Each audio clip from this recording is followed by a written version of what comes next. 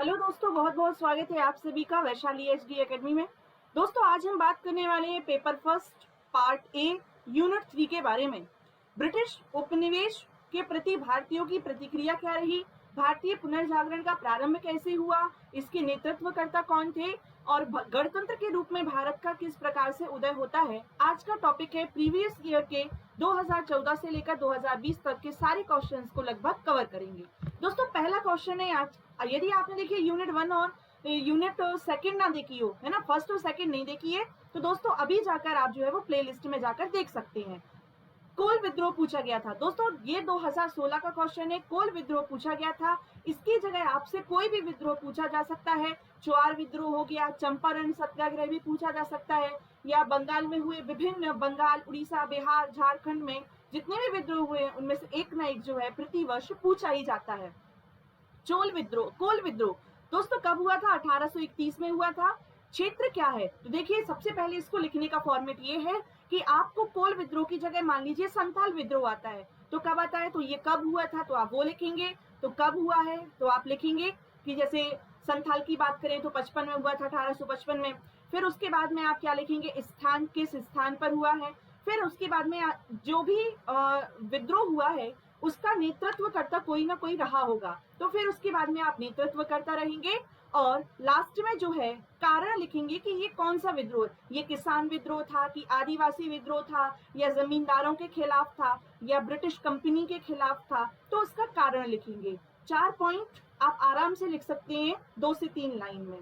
देखिए कब हुआ है तो 1831 में हुआ था। स्थान कोल विद्रोह का छोटा नागपुर का पठार। नेतृत्व किसके द्वारा किया गया था? बुद्धो भगत के द्वारा। और हुआ ये था कि कोल आदिवासी, जो कोल आदिवासी हैं, इनकी कृषि भूमि को छीन लिया गया था और मुस्लिम और सिख कृषकों को दे दिया गया था, जिस कारण जो छोटा नागपुर पठार, झारखंड, उड़ीसा वाला जो क्षेत्र है, वहां पर दोस्तों कोल विद्रोह किया गया था। नेक्स्ट, बिरसा मुंडा, उलगुलान, जिन्हें हम उलगुलान के नाम से जानते हैं। जनजातीय गौरव उत्सव 15 नवंबर को इन्हीं के सम्मान में जो है वो मनाया जाता है। मध्य प्रदेश सरकार ने जनजातीय गौरव उत्सव जो है मनाना प्रारंभ किया है 15 नवंबर से। कौन थे बिरसा मुंडा? दोस्तों 19वीं शताब्दी के या 19वीं सदी के आदिवासी जननायक थे बिरसा मुंडा, जिन्होंने मुंडा विद्रोह का नेतृत्व किया था। जब 1900 में क्या हुआ था, मुंडा विद्रोह हुआ था, तब इसका नेतृत्व किया था। और उलगुलान, है ना, एक महान हलचल खुद को संबोधित करते थे, और इनका जो नारा था वो क्या था, आपको याद रखना है, दिशुम अबुआ राज। अबुआ दिशुम अबुआ राज मतलब कि हमारा देश है और हमारा ही क्या रहेगा, राज रहेगा। नेक्स्ट है दस्तक प्रथा क्या थी? दोस्तों जब भी दस्तक की बात आती है तो फर्रुखशियर याद आता है, क्योंकि फर्रुखशियर को हो गई थी दोस्तों गले की बीमारी वर्ष 1717 में। और एक व्यक्ति आते हैं जिनका नाम था डॉक्टर हैमिल्टन, है ना, और डॉक्टर हैमिल्टन जब इसकी गले की बीमारी को ठीक कर देते हैं, तब ये एक दस्तक जारी करता है, और इसके तहत अंग्रेजों को बंगाल में बिना किसी कर के व्यापार की सुविधा दी जाती है। कि अब पहले क्या होता था, जैसे ब्रिटिश ईस्ट इंडिया कंपनी को यदि काम करना है या फिर किसी भी क्षेत्र में व्यापार करना है, तो वो किसी न किसी प्रकार से टैक्स जो है वो पेयर करते थे, चुंगी दिया करते थे। लेकिन फर्रुखशियर ने क्या किया कि 1717 में मुगल सम्राट फर्रुखशियर ने अंग्रेजों को पूरे के पूरे जो बंगाल, क्योंकि उस टाइम पर सिर्फ बंगाल में बंगाल नहीं आता था, बंगाल, उड़ीसा, बिहार, ये सब संयुक्त रूप से बंगाल कहलाता था। सबसे बड़ी प्रेसिडेंसी हुआ करती थी बंगाल। अंग्रेजों की भारत में 3 प्रमुख प्रेसिडेंसियां रही, एक बंगाल प्रेसिडेंसी, एक मद्रास प्रेसिडेंसी और एक बम्बई प्रेसिडेंसी, जिनमें कलकत्ता या बंगाल प्रेसिडेंसी सबसे बड़ी हुआ करती थी। और यहीं पर बिना चुंगी दिए अब अंग्रेज व्यापार कर सकते थे, और ईस्ट इंडिया कंपनी अपने दस्तक से कंपनी के माल को एक स्थान से दूसरे स्थान पर बॉन्ड जारी कर दिया। मतलब ये दिखा दिया कि मेरे पास ये बॉन्ड है, तो अब आपको किसी भी प्रकार की चुंगी नहीं देना है, और ये क्या कर सकते हैं, आप कहीं किसी भी क्षेत्र से आप व्यापार कर सकते हैं बंगाल के। तो ये क्या था, दस्तक प्रथा थी। उलगुलान, देखिए ये फिर से आ गया क्वेश्चन, पहले बिरसा मुंडा डायरेक्ट पूछा गया है और अब आ गया उनका उपनाम। उलगुलान का अर्थ होता है एक महान हलचल, और किसे कहा जाता है, बिरसा मुंडा को कहा जाता है, ये आप याद रखें। जेपीबी कमेटी, 2019 का क्वेश्चन है, जेपीबी कमेटी जवाहरलाल नेहरू, वल्लभ भाई पटेल और पट्टाभी सीतारमैया की अध्यक्षता में 1948 में एक समिति का गठन किया गया था, जिन्हें जेपीबी के नाम से जाना जाता है। जे मतलब क्या आ जाता, जवाहरलाल नेहरू, पी मतलब क्या आ जाता, पट्टाभी सीतारमैया, और बी मतलब क्या आ जाता, वल्लभ भाई पटेल। और कहा क्या था इस कमेटी ने दोस्तों, राज्य का भाषाई आधार पर गठित होने की जो मांग की गई थी राज्यों के लिए, या राज्यों का जो गठन है, इन्होंने कहा था भाषाई आधार पर नहीं हो सकता, प्रशासनिक सुधार के आधार पर जो है वो राज्यों का प्रशासनिक आधार पर गठित होना चाहिए राज्यों का। भूमरा का मंदिर 2019 का क्वेश्चन है दोस्तों, गुप्तकालीन मंदिर है, सतना के नागौद जिले में स्थित है और पाषाण निर्मित क्या है, मंदिर है, मतलब पत्थरों, ये क्या है जो बहुत ही इंपॉर्टेंट है, गुप्तकालीन स्थापत्य का ये क्या मिलता है, उदाहरण मिलता है, और एक प्रमुख ये क्या है, शिव मंदिर है, ये आप याद रखेंगे। नेक्स्ट आता है, स्थायी बंदोबस्त ने कृषकों को किस प्रकार से प्रभावित किया दोस्तों। तो देखिए, जो स्थायी बंदोबस्त थी ये किसके द्वारा, सर जॉन सोर ने बनाई थी स्थायी बंदोबस्त की नीति, और कॉर्नवालिस ने जो है वो लागू की थी। तो याद रखेंगे, वर्ष 1793 में स्थायी बंदोबस्त को लागू किया गया था, और प्रारंभकर्ता कौन था, लॉर्ड कॉर्नवालिस था, और जो कि बंगाल, बिहार, उड़ीसा में इसे लागू किया गया था। और इसके तहत होता क्या था, इसके तहत होता ये था कि जितना भी जो भू राजस्व है 9 है ना, याद रखेंगे, जो 9/10 भाग है ये अंग्रेजों को चला जाता था, और बल्कि 1/10 भाग है ये जमींदारों के पास रहा करता था। नेक्स्ट आता है, इसका प्रभाव क्या पड़ा, जो इसका जो प्रभाव है वो क्या पड़ता है स्थायी बंदोबस्त का। ये 5 नंबर के भी कुछ क्वेश्चंस है, और आगे फिर से हम 3 मार्कर पर आएंगे। दोस्तों, ये प्रभाव क्या पड़ा, प्रभाव ये पड़ा कि देखिए, जमींदारी वर्ग जो जमींदार हुआ करते थे वो किस कृषकों से क्या करते थे, धन वसूला करते थे, भू राजस्व वसूला करते थे, और उन्हें इससे कोई मतलब नहीं था कि अकाल पड़ जाए, चाहे भू उपज की जितनी राशि हुआ करती थी उतनी ही राशि जमींदार जो है वो उनसे भरपाई के तौर पर लिया करते थे, जिससे जमींदार जो है वो कृषकों का लगातार शोषण करते जा रहे थे। साथ ही साथ दोस्तों, वाणिज्यिक कृषि या व्यापारिक कृषि जैसे कि नील की कृषि है ना, 3 कठिया प्रथा के बारे में सुना ही होगा कि 3/20 भाग पर नील की खेती, तो नील की खेती करने के लिए विवश किया गया, और अकाल के समय में भी रियायत नहीं देने से कृषकों की स्थिति जो थी वो दयनीय होती गई। अर्थात ये जो व्यवस्था थी इसने किसानों को और उत्पीड़ित कर दिया, और शोषण जो कार्य बन गया, और जिसके कारण ईस्ट इंडिया कंपनी जो है वो अपने चरम पर आ गई, और किसान जो थे उनकी दुर्दशा की ओर गर्त में चले गए। नेक्स्ट है, भारत में परंपरागत कुटीर उद्योगों के पतन के कारण लिखिए। जो परंपरागत कुटीर उद्योग है, देखिए ये सिलेबस में बिल्कुल लाइन से ही लिखा हुआ है। भारत में जो ब्रिटिश अर्थव्यवस्था थी उसका भारत में क्या प्रभाव पड़ा, कृषि के वाणिज्यीकरण का क्या प्रभाव पड़ा, तो ये क्वेश्चन रिपीट होते रहते, तो इन्हें बिल्कुल ध्यान से पढ़ेंगे। परंपरागत जो कुटीर उद्योग चल रहे थे, कुटीर उद्योग कौन होते हैं, जो दोस्तों स्थानीय स्तर पर स्थानीय लोगों के द्वारा जो है वो कच्चे माल की सहायता से बनाए जाते हैं। अब यहाँ पर हुआ क्या, जैसे ही परंपरागत कुटीर उद्योगों का पतन हुआ तो इसके तहत हुआ क्या, इसके कारण क्या क्या थे, पूछा क्या है कारण क्या क्या थे। तो कारण सबसे बड़ी बात ये थी कि कच्चा माल ही लोगों को नहीं मिल रहा था। क्यों, क्योंकि जो कच्चा माल हो रहा था वो तो ब्रिटेन की ओर जा रहा था। भेदभावपूर्ण जो तटकर नीति हुआ करती थी कि यदि जो है भारतीयों को यदि विदेश सामान भेजना है तो उसके लिए उच्च दरें हुआ करती थी कर की, जबकि अंग्रेज जो ईस्ट इंडिया कंपनी है उसके लिए निम्न दर हुआ करती थी। तो भेदभावपूर्ण तटकर नीति हुआ करती थी। आधुनिक युग का अंधानुकरण, ये शब्द याद रखें, अंधानुकरण कर दिया गया। खेती और चाय या नील की खेती पर जोर दिया गया।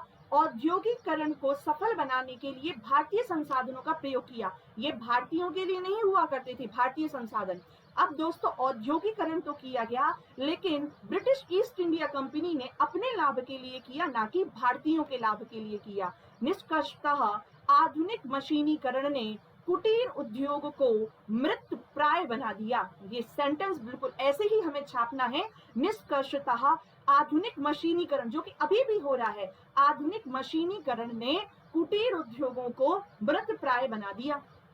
नेक्स्ट है संथाल विद्रोह। ये 5 नंबर में भी देखिए, ये 6 नंबर में भी आया है, ये 3 नंबर में भी आया है। संथाल विद्रोह 1855 को हुआ था, बिहार झारखंड के भागलपुर और राजमहल की पहाड़ियों में हुआ था संथाल विद्रोह। और दोस्तों क्यों हुआ था ये, तो देखिए इसके नेता कौन थे, सिद्धू कानू थे।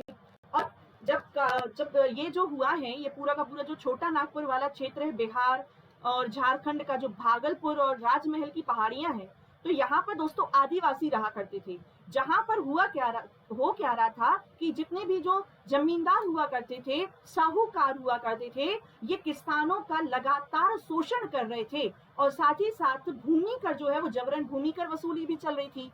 तो सबसे पहले यहाँ पर क्या हुआ कि जो भूमि कर अधिकारियों के द्वारा किए जाने वाले दुर्व्यवहार के प्रति प्रतिक्रिया थी, फिर जमींदार साहूकार आदि के द्वारा किए जाने वाले अत्याचार के खिलाफ था, फिर सरकार ने सैनिक कार्यवाही के द्वारा इसे दबा दिया गया। तो देखिए जो चिंगारी है वो अचानक ही आग नहीं जलती है। जब बहुत साथ देखिए चिंगारी कब कि चिंगारी जल रही है, लेकिन वो भयावह रूप कर धारण कर लेता जब बहुत सारी बातें जुड़ जाती हैं। तो यहाँ पर जो भू अधिकारी थे, उनका जो व्यवहार था वो दुर्व्यवहार के प्रति भी था। जमींदार साहूकार के द्वारा जबरन कर वसूली भी की जा रही थी, है ना। सरकार ने यहाँ पर सैनिकों को भेज दिया कि आप इस विद्रोह को दबा दीजिए, तो लाठीचार्ज वगैरह भी कर दिया गया और इस स्पष्टतः ये जो था ये संथाल विद्रोह हुआ। नेक्स्ट 1857 के विद्रोह की प्रकृति की विवेचना कीजिए। क्या यह स्वतंत्रता संग्राम था? दोस्तों विभिन्न जो विद्वानों ने, इतिहासकारों ने 1857 की क्रांति को क्या कहा है, जैसे कि वीर सावरकर ने इसे राष्ट्रीय स्वतंत्रता के लिए एक सुनियोजित संग्राम कहा है। तो क्या था इसका प्रभाव, क्या था, तो इसकी प्रकृति क्या थी? जैसे कि हम बात करते हैं कि 10 मई 1857 को मेरठ से प्रारंभ हुआ और स्टैनली ने क्या कहा है कि 1857 की यह एकमात्र घटना सैनिकों से हुई थी, अर्थात यह एक सैनिक विप्लव घटना थी। किसने कहा? स्टैनली ने कहा। सर जॉन लॉरेंस ने कहा कि यह एक स्वतंत्रता संग्राम था। आउटड्रम ने कहा कि यह हिंदू मुस्लिम का षड्यंत्र था, अंग्रेजों के विरुद्ध यह हिंदू मुस्लिम का षड्यंत्र था। ये प्रीलिम्स में भी वन लाइनर में पूछे जा सकती हैं, ये किसका कथन है, क्योंकि हर साल एक ना एक कथन जो है वो पूछा जाता है। नेक्स्ट है वीर सावरकर ने कहा यह विद्रोह राष्ट्रीय स्वतंत्रता के लिए एक सुनियोजित युद्ध था, अर्थात 1857 का जो युद्ध था यह प्रथम स्वतंत्रता क्रांति थी जिसने पहली बार क्या किया था, उत्तर भारत में अंग्रेजी हुकूमत को उखाड़ने के लिए एकजुटता के साथ प्रयास किया था। नेक्स्ट हम बात करते हैं, यहाँ पर ही देख लेते हैं 1857 की क्रांति के लिए कि 1857 की क्रांति के कारणों का विस्तार से वर्णन करना है। तो देखिए ये जो 13वां क्वेश्चन है इसके बारे में देख लेते हैं। तो देखिए 1857 की जो क्रांति है ये 10 मई वर्ष 1857 को मेरठ से प्रारंभ हुई और संपूर्ण उत्तर भारत में फैल गई।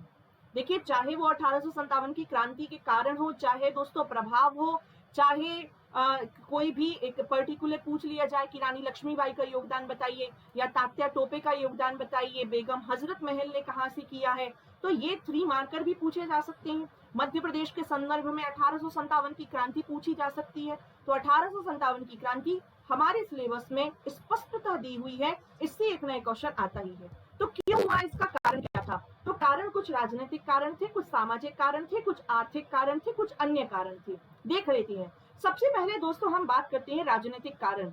तो राजनीतिक कारण के अंतर्गत जब लॉर्ड डलहौजी के द्वारा व्यपकत का सिद्धांत लागू किया गया, जब डॉक्ट्राइन ऑफ लैप्स जो है जिसके तहत गोद निषेध प्रणाली को लागू किया गया कि गोद लिए हुए पुत्र को उत्तराधिकारी नहीं माना जाएगा, पेंशन जो है वो बंद कर दी गई। जैसे कि आपको पता होगा कि जो मुगल बादशाह शाह आलम है उनकी पेंशन बंद हो जाती है, बहादुर शाह जफर की पेंशन बंद हो जाती है।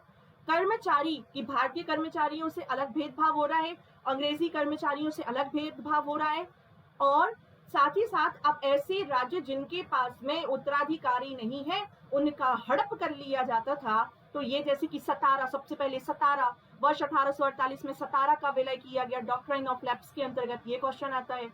कुशासन के आधार पर अवध का विलय कर लिया जाता है 1856 में। तो राजनीतिक कारण के अंतर्गत लॉर्ड डलहौजी की हड़प नीति, गोद निषेध, गोद प्रथा को निषेध किया गया, कुशासन के आधार पर अवध हैदराबाद को अंग्रेजी साम्राज्य में मिला लिया गया, पेंशन और पदों में भी राजाओं का असंतोष जो है वो फैला हुआ, और कर्मचारियों से भेदभाव फैला, है ना। कर्मचारियों से, भारतीय कर्मचारी और ब्रिटिश कर्मचारियों के प्रति जो है वो भेदभाव। आर्थिक कारण क्या थे दोस्तों? आर्थिक कारण ये थे कि अब जैसे कि कृषि का वाणिज्यीकरण किया गया जिससे कि लघु और कुटीर उद्योग क्या थे, पतन हो चुका था। स्थानीय स्तर पर भू राजस्व की जो वसूली हुआ करती थी वो उनकी मांगों में वृद्धि की गई, उनकी करों की दरों में वृद्धि की गई।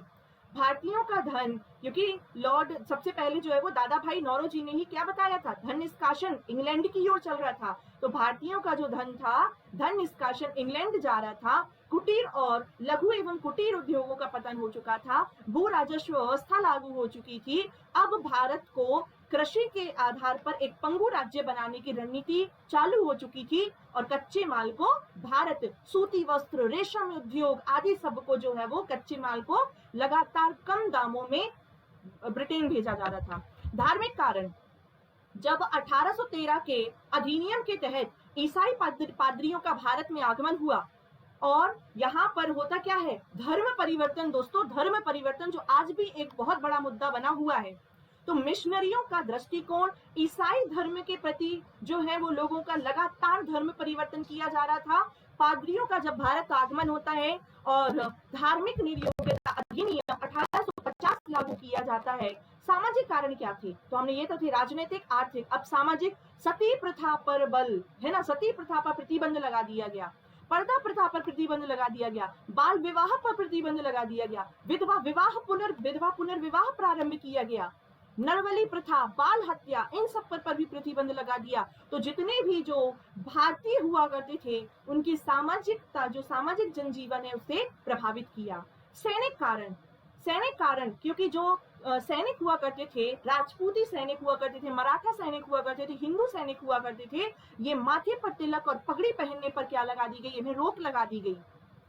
साथ ही साथ दोस्तों, जो निःशुल्क डाक सेवा हुआ करती थी, तो अब डाक पर भी, जो डाक व्यवस्था है उस पर भी 2 रुपए पत्र के हिसाब से डाक कर लगा दिया गया था।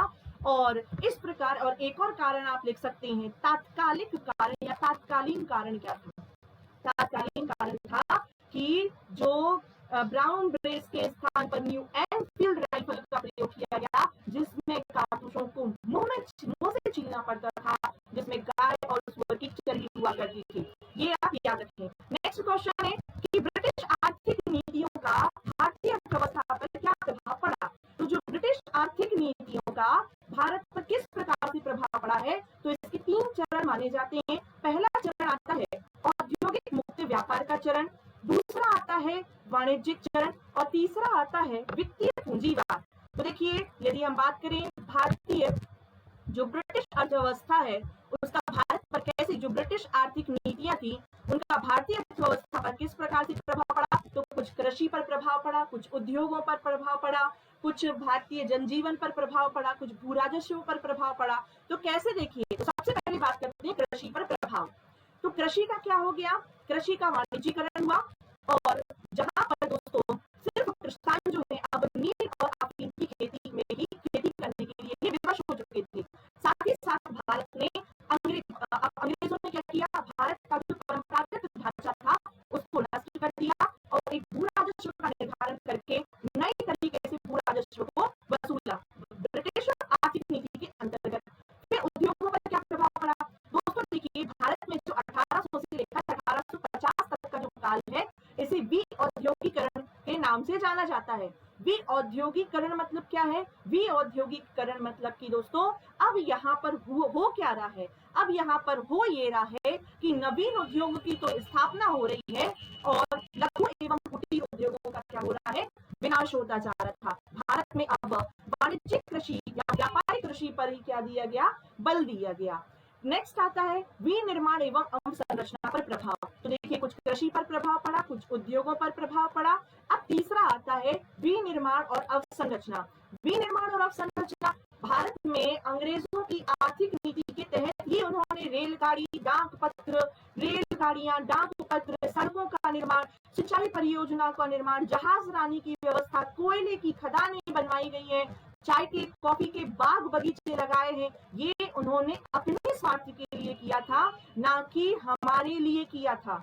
तो ये भी एक प्रमुख कारण रहता है विनिर्माण और अवसंरचना पर प्रभाव, कि ब्रिटिशों ने स्वयं के लाभ के लिए, पूंजी के निवेश के लिए इन सब का क्या कराया, विकास कराया।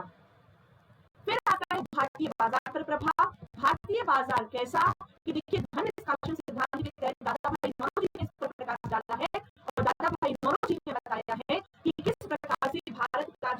हैं भारतीय बाजार एक उपभोक्ता बाजार के रूप में विकसित हो गया, क्योंकि देखिए ब्रिटेन में क्या हुई थी, औद्योगिक क्रांति हुई थी, जिसमें निर्मित वस्तु क्या हो रही थी, जिसमें जो ब्रिटेन में जो औद्योगिक क्रांति के द्वारा वस्तु निर्मित की गई थी उनका उपभोग भारत में किया जा रहा था और भारत से ही कच्चा माल ब्रिटेन में लाया जा रहा था। मतलब कि कच्चा माल तो हमारे यहाँ से जा रहा है ना। तो मतलब ये हो गया कि गाय हम पाले, भैंस हम पाले और उनका दूध उत्पादन हम करें और पनीर बनाए कौन, ब्रिटेन बनाए और उच्च दामों में हमें बेच दे। तो ये क्या हो गया, यही काम नॉर्मल लैंग्वेज में बता दिया। नेक्स्ट, 1857 के विद्रोह की असफलताओं के कौन कौन से कारण थे, उन्हें चिन्हित कीजिए।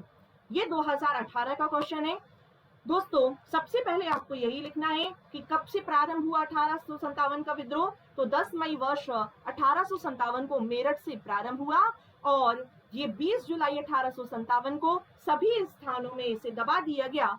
क्योंकि क्या असफलता रही दोस्तों, देखिए असफलता तब रहती है जब लोग एकजुट ना हो, जब एकता की कमी हो, है ना। आज यूनिटी हो तो हम सब क्या है, यदि आज यूनिटी कोई भी यदि कम्युनिटी है, यदि उसमें यूनिटी हो तो अपने आप में वो क्या हो जाता है, उठ जाता है।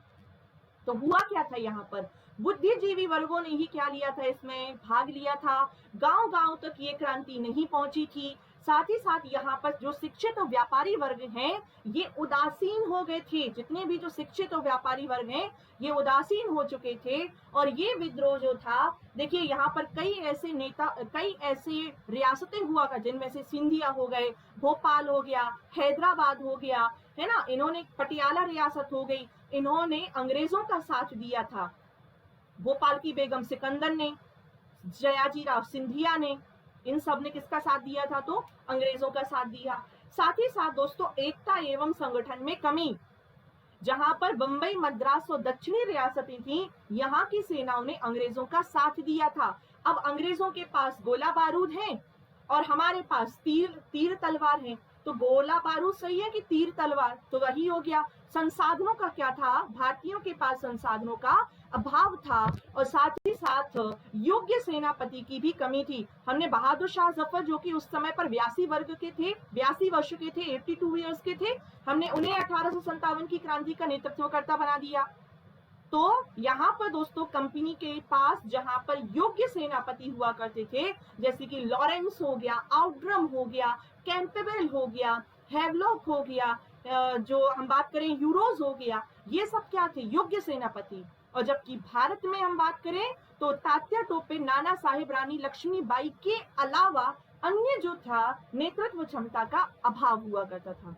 ये क्या थे 1857 की क्रांति के कुछ असफलता के कारण। साथ ही साथ दोस्तों यदि हम बात करें इसका महत्व क्या था, इसका महत्व 1857 की क्रांति का, क्योंकि इसके बाद क्या आता है, 1858 का एक अधिनियम आ जाता है, जिसके तहत अब क्या होगा, अंग्रेजों की जो यथास्थिति है वो वहीं तक रहती है, कंपनी के शासन को समाप्त कर दिया जाता है। इसका महत्व की बात करें हम तो अब वायसरॉय के पद का सृजन हो जाता है, जो सीधा क्राउन, जो इंग्लैंड का जो क्राउन है उसका प्रतिनिधि हुआ करता था। और ब्रिटिश सत्ता की जो जड़ें थी अब यहाँ पर कमजोर हुई। राष्ट्रीय मुक्ति आंदोलन का प्रेरणा स्रोत ये अभी जरूर असफल रहा, लेकिन आगे जाकर अन्य जितने भी विद्रोह हुए उनका प्रेरणा स्रोत रहा। नेक्स्ट क्वेश्चन है, ब्रिटिश शासन के विरुद्ध आदिवासियों की प्रतिक्रिया के कारणों को आदिवासी विद्रोहों के प्रकारों में उद्घाटित कीजिए।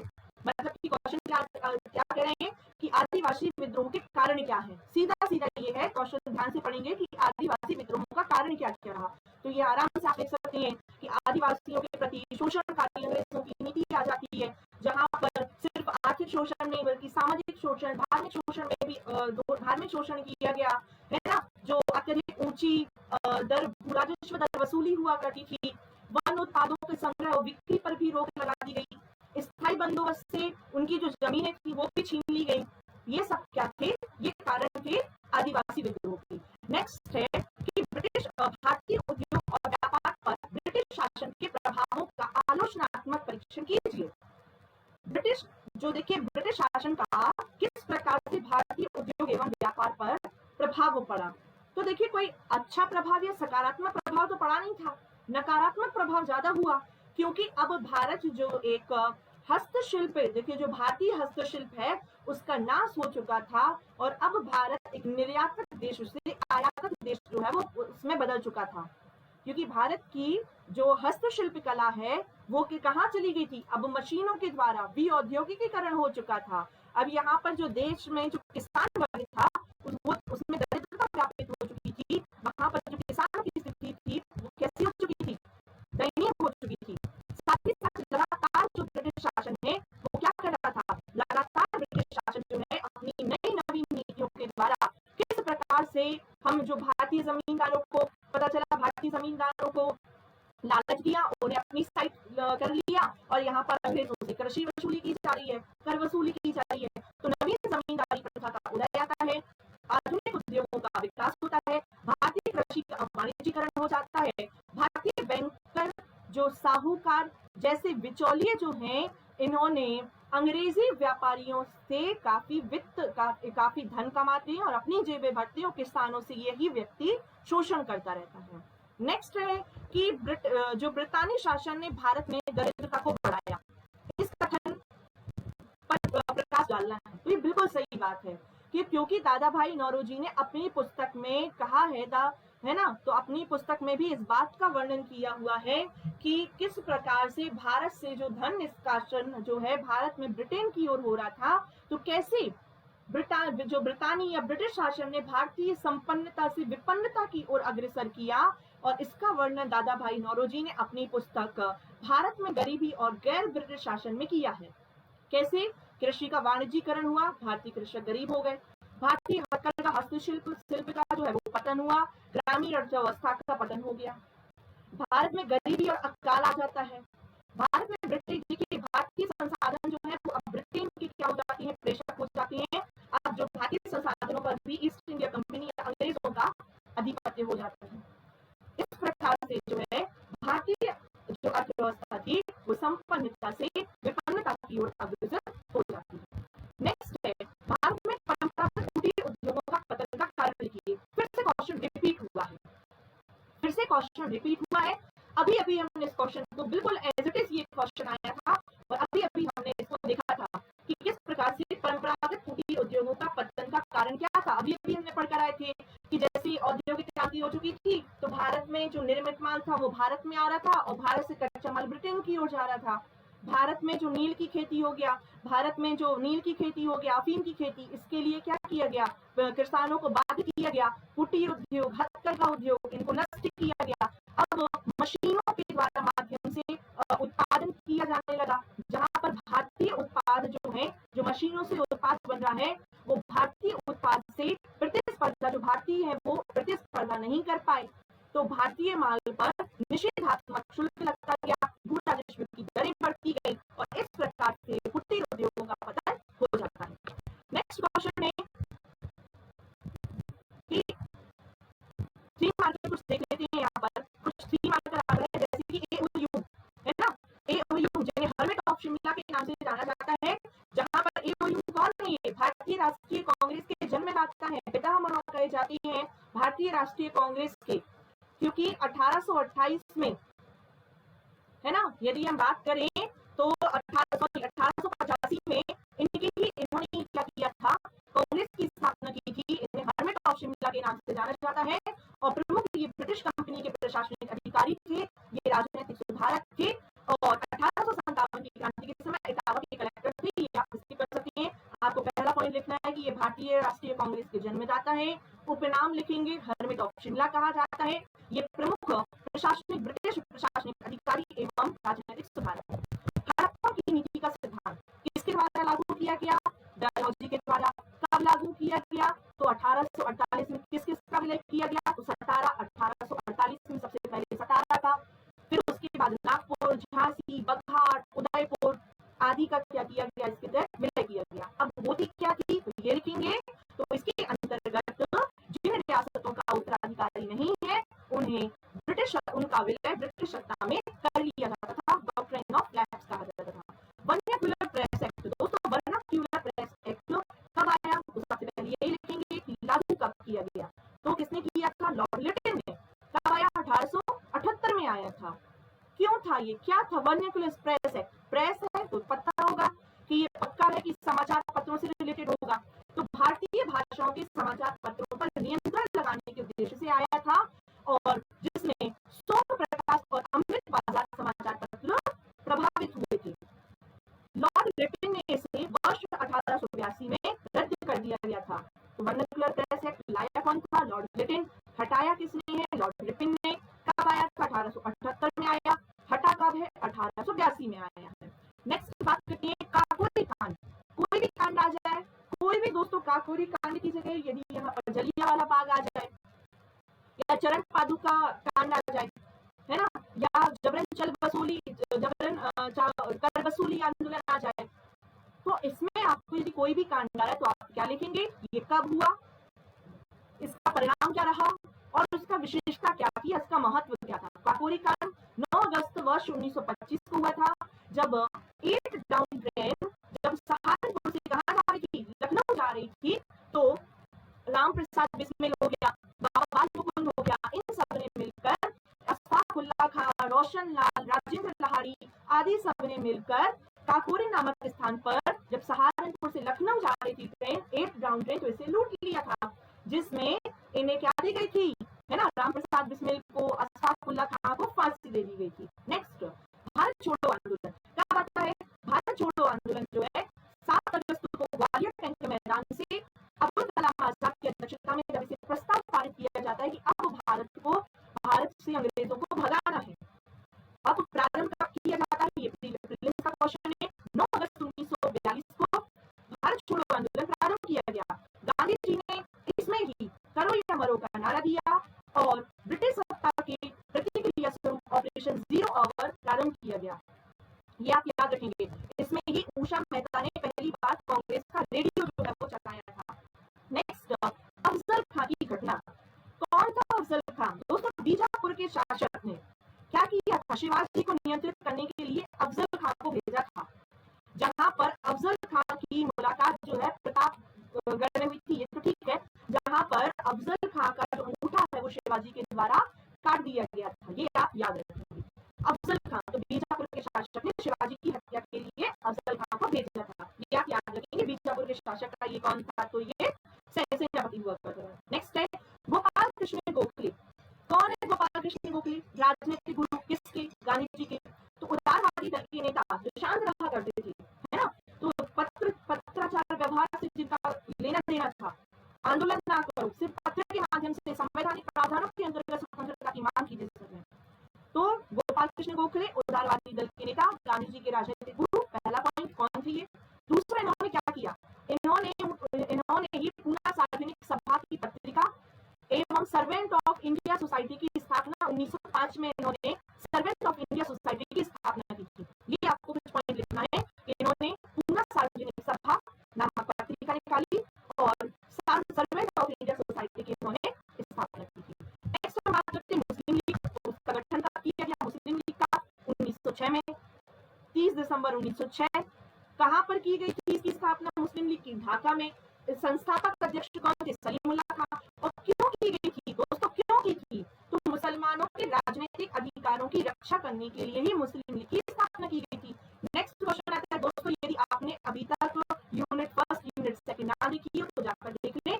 साथ ही साथ मैं आपसे अनुरोध करूंगी कि जो ऐतिहासिक कथन है वो जरूर देख लें। 2 पार्ट में आए हैं जिन्हें आप अपने मेंस में, अपने प्रीलिम्स में, यूपीएससी में, एसएससी में बहुत ही इंपॉर्टेंट आते हैं दोस्तों। ऐतिहासिक कथन मैंने कवर कराए हैं, आप प्लेलिस्ट में जाकर देख सकते हैं। नेक्स्ट, दांडी मार्च। तो दोस्तों, गांधी जी ने सविनय अवज्ञा आंदोलन के दौरान सबसे पहले नमक कानून आंदोलन या नमक कानून को तोड़ा था, जिसे दांडी मार्च के नाम से जाना जाता है। गांधी जी ने 12 मार्च 1930 को जो साबरमती आश्रम है यहाँ से प्रारंभ की थी यात्रा और 78 अपने सेवकों के साथ में लगभग 358 या कहीं 385 लिखा हुआ होता है। और ये 6 अप्रैल को, है ना, आपको याद रखना है, 6 अप्रैल को दांडी नामक स्थान पर ये जो यात्रा है वो प्रस्थान की थी। 5 अप्रैल को पहुंच गए थे और 6 अप्रैल को दांडी में नमक बनाकर नमक कानून को तोड़ा और सविनय अवज्ञा आंदोलन प्रारंभ हुआ। तो सबसे पहले क्या लिखेंगे? दांडी मार्च में प्रारंभ 12 मार्च 1930 से, फिर उसके बाद लिखेंगे 12 मार्च 1930 को, फिर उसके बाद में कब पहुंची? 6 अप्रैल 1930 को। उद्देश्य क्या था? नमक कानून को तोड़ना और सविनय अवज्ञा आंदोलन को प्रारंभ करना। नेक्स्ट आता है, हम बात करते हैं नेक्स्ट क्वेश्चन की। कुछ अन्य थीम पर लिख लेते हैं। Annie Besant. दोस्तों एनी बेसेंट जिन्होंने क्या किया था? ऐसी पहली महिला जिन्होंने जो राष्ट्रीय कांग्रेस है ना, राष्ट्रीय कांग्रेस अधिवेशन थी उनकी अध्यक्षता की थी, ऐसी पहली महिला। तो जो भारत में स्वशासन के लिए प्रेरणा स्रोत बनी, आयरलैंड की निवासी थी ये। 1916 में होम रूल लीग की स्थापना इन्होंने की थी। कॉमनवेल्थ न्यू इंडिया नामक इन्होंने पत्रिका जो है वो संपादित की थी। नेक्स्ट है क्रिप्स मिशन। दोस्तों क्रिप्स मिशन कब आया था? क्रिप्स मिशन 1942 में आया था। और क्रिप्स मिशन दोस्तों यदि हम बात करें क्रिप्स मिशन, तो ये स्टेफोर्ड क्रिप्स की अध्यक्षता में इसका गठन किया गया। और इसकी सिफारिशें क्या थी? तो भारत को एक अधिराज्य या डोमिनियन स्टेट बनाना और संविधान निर्मात्री सभा का, संविधान निर्मात्री परिषद है उसका गठन करना, कि भैया आप एक तो सबसे पहले भारत जो है वो अधिराज्य का दर्जा भारत को मिल जाए और उसके पहले आप अपना संविधान जरूर बना ले, तो उसके लिए आपको एक परिषद का गठन करना है। तो ये था क्या? Cripps mission. भारत में राजनीतिक और वैधानिक गतिविधियों को दूर करने के लिए स्टेफोर्ड क्रिप्स की अध्यक्षता में इसका गठन किया गया था। पूना पैक्ट। दोस्तों पूना पैक्ट आपको याद आ रहा होगा, है ना? जो पूना पैक्ट के अंतर्गत ही सबसे पहली बार क्या दिया गया था? हरिजनों के लिए पृथक प्रतिनिधित्व, केंद्र में हरिजनों के लिए एक पृथक प्रतिनिधित्व की जो मांग थी वो की गई थी। किसके द्वारा? बी आर अम्बेडकर के द्वारा। गांधी जी कहां पर चले गए थे? अनशन पर चले गए थे। और इस प्रकार 26 सितंबर 1932 को पूना पैक्ट होता है। गांधी जी और अम्बेडकर के बीच में एक समझौता होता है जिसमें ये कहा गया, जो अम्बेडकर लगातार हरिजनों के लिए पृथक प्रतिनिधित्व की बात कर रहे थे, इन्होंने ये मांग को वापस ले लिया। अब यहाँ पर लिखें पृथक प्रतिनिधित्व से, पृथक प्रतिनिधित्व की मांग को तो अम्बेडकर ने वापस ले लिया, लेकिन केंद्रीय विधानमंडलों में इनका जो सुरक्षित स्थान या आरक्षण जो है 71 से बढ़ाकर 148 कर दिया था। तो ये आपको याद रखना है। तब 26 सितंबर 1932 में। ठीक है। नेक्स्ट क्वेश्चन है हैदर अली। हैदर अली दोस्तों, हैदर अली कौन थे? मैसूर के शासक थे। प्रथम और द्वितीय आंग्ल मैसूर युद्ध भी इन्हीं के काल में होते हैं। जो टीपू सुल्तान है वो इन्हीं के क्या है? बेटे हैं। हैदर अली के बेटा कौन है? टीपू सुल्तान है। और द्वितीय आंग्ल मैसूर युद्ध के दौरान जो कोटे नोवा का युद्ध हुआ था आयरपुर के साथ में, उसमें ये क्या हो गए थे? पराजित हो गए थे। ये आपको याद रखना है, हैदर अली। नेक्स्ट जलियांवाला हत्याकांड, जलियांवाला बाग हत्याकांड कब हुआ था? 13 अप्रैल 1919 को अमृतसर के जलियांवाला बाग में हुआ था। कारण क्या था? कि जो सैफुद्दीन किचलू और डॉक्टर सत्यपाल की गिरफ्तारी में शांति सभा का आयोजन किया गया था, जिसमें जनरल डायर के द्वारा गोली चलाने के आदेश दिए गए थे। लगभग 1000 लोग मारे गए थे और इसमें हंटर कमेटी का गठन किया गया था। जब हंटर कमेटी ने अपना रिपोर्ट प्रस्तुत किया तो बताया कि मात्र 379 लोग ही क्या हुए हैं? जलियांवाला बाग में मरे हैं। तब गांधी जी ने इस रिपोर्ट को पन्ने दर पन्ने लीपापोती कहा और मदन मोहन मालवीय जी की अध्यक्षता में एक अलग से कमेटी गठित हुई, जिसमें कहा गया कि लगभग जलियांवाला बाग हत्याकांड में 1000 लोगों की मृत्यु हुई थी। तो ये आपको 5 नंबर के हिसाब से और 3 नंबर के हिसाब से मैंने कवर करा दिया। नेक्स्ट है हरिजन सेवक संघ। कब हुई हरिजन सेवक संघ की स्थापना? तो स्थापना 1932 में हुई थी। संस्थापक कौन था? महात्मा गांधी जी थे। और उद्देश्य क्या था? हरिजन कल्याण करना। और 1933 में हरिजन नामक पत्रिका भी इस संघ के द्वारा निकाली जाती थी। ईश्वर चंद्र विद्यासागर। दोस्तों ईश्वर चंद्र विद्यासागर आपके दिमाग में और विधवा पुनर्विवाह याद आ जाता है। कौन? ईश्वर चंद्र विद्यासागर का नाम याद आते ही। कौन थे ईश्वर चंद्र विद्यासागर? दोस्तों बंगाल में भारतीय पुनर्जागरण के स्तंभ थे। भारतीय पुनर्जागरण की एक प्रमुख व्यक्तित्व थे जिन्होंने विधवा पुनर्विवाह को कानूनी बनाने का अनुरोध किया था। किससे? Lord Canning. अब डलहौजी चले जाते हैं, लॉर्ड कैनिंग आ जाते हैं, तो याद रखेंगे। नेक्स्ट है चौरा चौरी कांड। कौन था ये चौरा चौरी घटना? क्या थी? कब हुई थी? सबसे पहले ये लिखेंगे कब हुई। दिनांक 5 फरवरी 1922 को। स्थान कहां पर? उत्तर प्रदेश का गोरखपुर जिला। परिणाम क्या रहा? असहयोग आंदोलन का स्थगन हो गया था। क्यों? क्योंकि एक हिंसात्मक घटना हो चुकी थी जहां पर दोस्तों 22 पुलिस कर्मियों की जो गिर है उसने पुलिस थाने में आग लगा दी थी, जिसमें 22 पुलिस कर्मी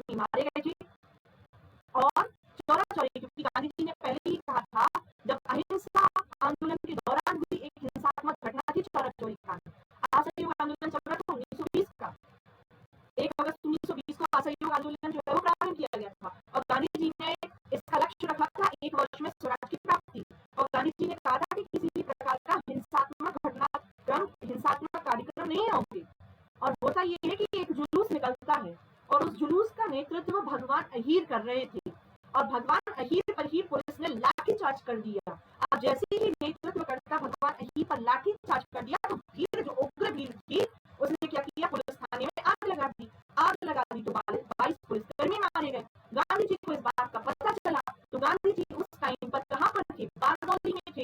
तो 12 फरवरी 1922 को गांधी जी ने बारदौली से ही चौरा चौरी घटना के कारण असहयोग आंदोलन वापस ले लिया। और सुभाष चंद्र बोस ने इस घटना पर कहा है कि कश्मीर की करनी की सजा कन्याकुमारी क्यों भुगती, कि करा किसी और ने हो, भरा किसी और ने है ना। तो ये आरोप लगते हैं कि गांधी जी को जो है वो असहयोग आंदोलन वापस नहीं लेना चाहिए। नेक्स्ट है बाजीराव प्रथम, पेशवा बाजीराव प्रथम, जिनका काल 1720 से लेकर 1740 तक था। और दोस्तों क्यों जाने चाहते हैं पेशवा बाजीराव, सिर्फ मस्तानी याद नहीं रखना है दोस्तों। इन्होंने क्या किया था, निजाम से संघर्ष किया था, निजाम को भोपाल के युद्ध में हराया था, दोहरी सराय की संधि की थी, है ना, दिल्ली पर धावा बोला था, मराठा शक्ति को, मराठा की सर्वोच्चता को स्थापित किया था। फिर यदि हम बात करें तो राजा जो मुगल सेनापति बंगस के साथ में युद्ध करके बुंदेलखंड को पूरा जीता था, संपूर्ण बुंदेलखंड को जीता। साथ ही साथ ये वही व्यक्ति है जिनमें शाहू जी से जो कहा करते थे कि यदि हम ब्रिटिश साम्राज्य के जड़ों पर प्रहार करें तो तना तो अपने आप ही चला जाएगा। ये वही व्यक्ति थे जिन्होंने गौरेला युद्ध पद्धति हिंदू पादशाही की उपाधि धारण की थी, ये याद रखिए। नेक्स्ट लॉर्ड माउंटबेटन, कौन था लॉर्ड माउंटबेटन? दोस्तों इनका कार्यकाल 1947 से लेकर 1948 तक रहा। भारत के पहले गवर्नर जनरल थे और इनके ही काल में क्या हुआ था, भारत जो है वो स्वतंत्र हुआ था और भारत और पाकिस्तान दो अलग अलग अधिराज्य जो है वो बने हुए थे। भारत स्वतंत्र एवं विभाजन दोनों ही इन्हीं का क्या हुआ था, इन्हीं के कारण। राजकुमार शुक्ल कौन थे? राजकुमार शुक्ल दोस्तों ये लखनऊ के रहने वाले थे और इन्होंने ही गांधी जी को अवगत कराया था कि वहां पर क्या चल रहा है, बिहार के चंपारण में तिरकटिया प्रथा चल रही है। तो ये गांधी जी से लखनऊ अधिवेशन में मिले थे। तो सबसे पहले ये देखेंगे आप कि राजकुमार शुक्ल कौन थे, तो ये प्रमुख बिहार के निवासी, बिहार पुस्तक में चंपारण के निवासी एवं प्रमुख स्वतंत्रता सेनानी, जिन्होंने लखनऊ अधिवेशन पुस्तक में लिखेंगे 1916, लखनऊ अधिवेशन 1916 में तिरकटिया प्रथा से गांधी जी को अवगत कराया था, ठीक है। और किसान आंदोलन में गांधी जी को आमंत्रित किया था। नेक्स्ट आता है अहोम विद्रोह।